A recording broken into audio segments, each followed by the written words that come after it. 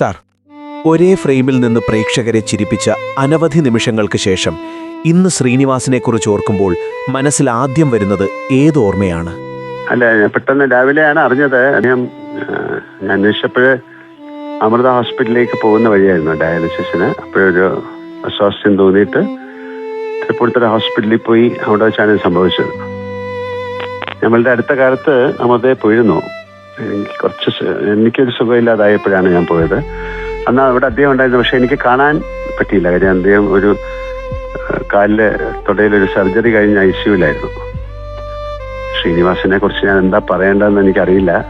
ഞങ്ങളുടെ സിനിമാ ജീവിതത്തിൽ ഒരുപാട് ബന്ധങ്ങളുള്ള ഒരു ടീമായിരുന്നു ഞാൻ. ശ്രീനിവാസൻ, പ്രിയദർശൻ, സത്യൻ അന്തിക്കാടൊക്കെ, ഇന്നസെന്റ് ഒക്കെ. പക്ഷെ എന്നെക്കാട്ടിലും കൂടുതൽ ശ്രീനിക്ക് അവരുമായിട്ടാണ് കൂടുതൽ സമയം സ്പെൻഡ് ചെയ്യുന്ന. സത്യേട്ടനും പ്രിയേട്ടനും ഒക്കെ ആയിട്ടാണ്. നല്ലൊരു ആക്ടർ എന്നുള്ള രീതിയിലല്ല ഞങ്ങളുടെ ബന്ധം. ഒരുപാട് വൈകാരിക മുഹൂർത്തങ്ങളിലൂടെ കടന്നു പോയിട്ടുണ്ട്. അദ്ദേഹത്തിന്റെ ജീവിതവുമായിട്ട് ഒരുപാട് ബന്ധമുണ്ട് എനിക്ക്. അദ്ദേഹത്തിന്റെ കുടുംബവുമായിട്ടും.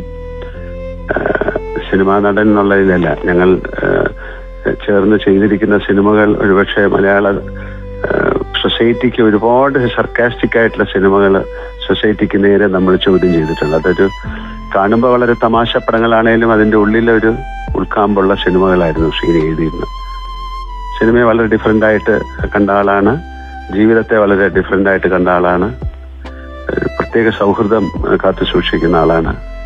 വളരെയധികം ഹ്യൂമറിലൂടെ ജീവിച്ച ഒരാളാണ്. നഷ്ടപ്പെടുക എന്ന് പറയുന്നത് വലിയ സങ്കടം തന്നെയാണ്. പക്ഷെ അദ്ദേഹത്തിന് കുറേ കാലമായിട്ട് ഒരുപാട് അസുഖങ്ങളുണ്ടായിരുന്നു. അതിൽ നിന്നൊക്കെ എന്താ പറയുന്ന ഇങ്ങനെ മാറി മാറി വന്നുകൊണ്ടിരിക്കുന്ന സമയത്താണ് ഇത് സംഭവിച്ചത്. ശ്രീ മോഹൻലാൽ, ഇണങ്ങിയും പിണങ്ങിയുമൊക്കെ തുടരുന്ന സൗഹൃദമാണ് നിങ്ങളുടെയൊക്കെ ഇടയിലുള്ളതെന്ന് ഞാൻ മനസ്സിലാക്കുന്നു. ഏതാണ്ട് 4-4.5 പതിറ്റാണ്ടോളം നീണ്ട ജീവിതത്തിൽ പക്ഷെ വ്യക്തിജീവിതം ഒരിക്കലും മുറിഞ്ഞിരുന്നുമില്ല. ഇല്ല, ഞങ്ങൾക്ക് എപ്പോഴും സംസാരിക്കുകയും കാണുമ്പോഴും ഒക്കെ ഉണ്ടായിരുന്നല്ലോ. അല്ലേ, അദ്ദേഹത്തിന്റെ കുട്ടികളുമായിട്ടും അദ്ദേഹത്തിന്റെ ഫാമിലിയായിട്ട് അദ്ദേഹത്തിന്റെ കുട്ടികളൊക്കെ നമ്മുടെ വീട്ടിൽ വരും. ടീച്ചറുമായിട്ട് സംസാരിക്കാറുണ്ട്. അല്ലാതെ ഇണങ്ങാ പിണങ്ങാ എന്ന് പറയുന്നത് ശ്രീനിക്കും എല്ലാവർക്കും ഉള്ളത് പോലെ തന്നെയാണ്. അല്ലാതെ അതിലൊരു ഞാൻ കൂടുതൽ പിണങ്ങാറില്ല ആരുമായിട്ടും. ശ്രീനി അങ്ങനെയുള്ളൂ. അല്ലാതെ അതൊരു ജീവിതത്തിന്റെ ഭാഗ്യമാണ്. അത് ഒരു ഭാഗമാണ്, ഒരു ഭാഗ്യമായിട്ട് കാണുന്നു. അത്തരം പിണക്കങ്ങൾ ജീവിതത്തിലെ രസകരമായ നിമിഷങ്ങളായിട്ടാണ് ഞാൻ കാണുന്നത്. ഇത്തരം കാര്യങ്ങൾ ഇപ്പം ഞാൻ ഓർക്കാൻ പെട്ടെന്ന് ചോദിച്ചു കഴിഞ്ഞാൽ അറിയില്ല. അത് എന്ന് കണ്ടു, എങ്ങനെയാണ് കണ്ടതെന്നൊക്കെ എനിക്ക് ഇപ്പൊ പറയാൻ സാധിക്കുന്നില്ല. എന്തായാലും ഒരുപാട് യാത്രയല്ലേ, എത്രയോ വർഷത്തെ യാത്രയിലുണ്ടായിരുന്ന ഒരാളല്ലേ. അപ്പം അദ്ദേഹം പോകുന്ന സമയത്ത് പെട്ടെന്ന് അങ്ങനെ ചോദിക്കുമ്പോൾ നമുക്ക് ചില കാര്യങ്ങൾ പറയാനോ ഓർത്തെടുക്കാനൊക്കെ ഉള്ളൊരു ബുദ്ധിമുട്ടുണ്ടാവും.